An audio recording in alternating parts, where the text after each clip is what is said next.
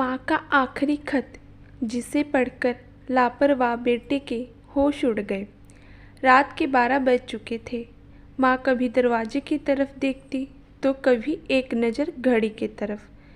माँ की आंखों में और चेहरे पर चिंता साफ नज़र आ रही थी।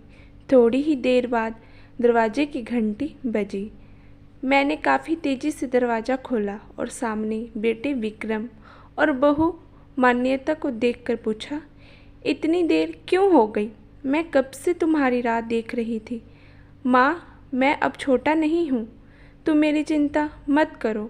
विक्रम घर के अंदर प्रवेश करते हुए बोला, बेटा कितना भी बड़ा हो जाए, माँ के लिए छोटा ही रहता है। चलो छोड़ो, हाथ पैर धो लो, मैं तुम्हारे लिए खाना लगा देती हूँ। माँ ने दरवाज़ा बंद करते हुए कहा, माँ जी हम बाहर से खाना खाकर आए हैं, आप खा लीजिए, हम सोने जा रहे हैं। बहू मान्यता ने कहा, लेकिन मैंने तो तुम लोगों की पसंद की खीर बनाई है, आओ थोड़ी थोड़ी खा लो।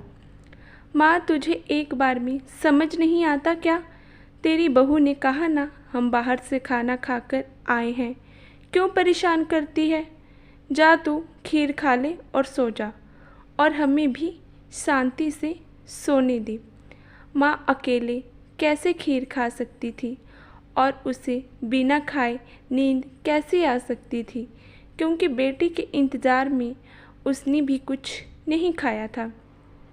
वो किचन में गई, एक गिलास पानी पिया और अपने रूम में चली गई।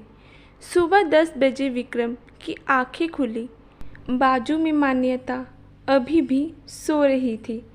विक्रम हॉल में आया तो लैपटॉप के पास रखी एक चिट्ठी पर उसकी नज़र पड़ी। ये चिट्ठी किसकी हो सकती है? ये देखने के लिए उसने चिट्ठी खोलकर पढ़ना शुरू किया। मेरे लाल, तू सोच रहा होगा कि एक ही घर में रहते हुए ये चिट्ठी क्यों? मैं तुम्हें बोलकर भी ये बात बता सकती थी। हाँ, बता सकती थी, अगर तू मेरी बातें सुनना चाहता तो। किसी एक्सप्रेस गाड़ी की तरह तू आता है और कुछ ही पलों में निकल जाता है। खैर, वो सब जाने दो। कल तुम्हारा जन्मदिन था ना, इसलिए मैंने खीर बनाई थी। सोचा कम से कम आज के दिन साथ में बैठकर खाना खाएंगे, मगर मैं ये बात भूल गई थी। मेरा बेटा बड़ा हो चुका है, तो वो अपने दोस्तों के साथ पार्टी करके खाना खाकर आया ही होगा। चलो, मुझे इस बात की खुशी ही हुई। मेरी दवाइयाँ ख़त्म हो गई है। मैंने कुछ दिनों पहले ही तुझे दवाई की एक चिट्ठी दी थी। अगर वक्त मिले तो वह दवाइयाँ मुझे लाकर देना, मुझे थोड़ी राहत हो जाएगी। विक्रम को याद आया कि 4-5 दिन पहले माँ ने एक दवाई की चिट्ठी दी थी। उसने अपने ऑफिस के बैग में जाकर उस चिट्ठी को तलाशा और उसे खोलकर देखा।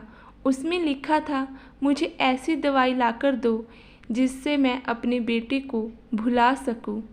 विक्रम को रियलाइज़ हुआ कि मुझसे बहुत बड़ी गलती हो गई है। उसकी आंखें नम हो गई। वह तुरंत अपनी माँ के कमरे की तरफ गया। सबसे पहले उठ जाने वाली माँ आज क्यों नहीं उठी थी, देखकर उसे आश्चर्य हुआ।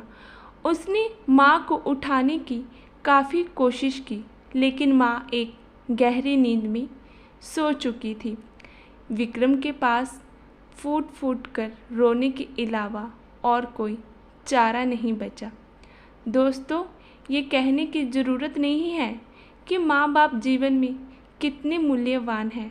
उनके रहते हुए उनकी सेवा करो, उनसे प्यार करो। वह चले जाएंगे तो कुछ नहीं कर पाओगे।